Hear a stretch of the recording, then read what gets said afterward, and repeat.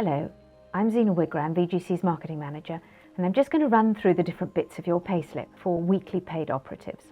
At the top, you'll see the address of our head office, and underneath that, your supervisor's number, and then the pay date and period. So the pay date is the date when you've received your payslip. The period next to that is the week number followed by the year. We start the financial year, week 1, on the 6th of April. So the middle of July will be week 15, for example. Below that is the tax code, which is set for you by the government. The government tax office decides on that code, and it sets out how much tax you'll pay. Below that is your personal national insurance number, and underneath that your personal employee number. And then BACS is the automated payment system that VGC uses to put money into your bank account. On the left, underneath your name and your address, there's the job name, the job location, and then under that the different days, how many hours you worked in that week, and your basic pay rate, what trade you were paid for doing, and then the value for that day. If you move over to the right then, you can see the pay additions, and this is the extras that are added to your pay. So you'll see there at the top the pay additions, your basic pay for the period for the week, and that's the same as adding up all of the value for the week that's on the left-hand column. That's the basic pay for the period. And then the column next to that gives the year to date. So that's all you have been paid by VGC for the whole year, financial year, starting the 6th of April up to this pay period. Below that is a line with overtime. If you've done any overtime, then that will be calculated there. So for instance, if you've worked nights during the week, that's not visible on the timesheet. The uplift is not visible on the timesheet. Instead, it's here in the overtime section.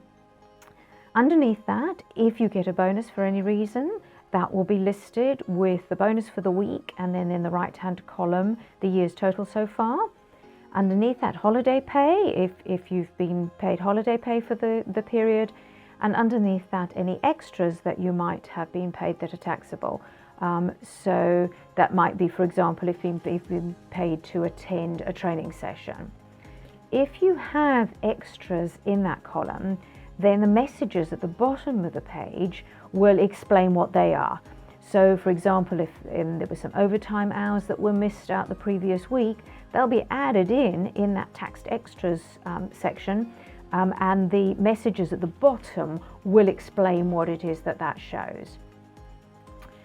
Then further down, you'll see the section called Deductions. Then below that, there's the EE pension.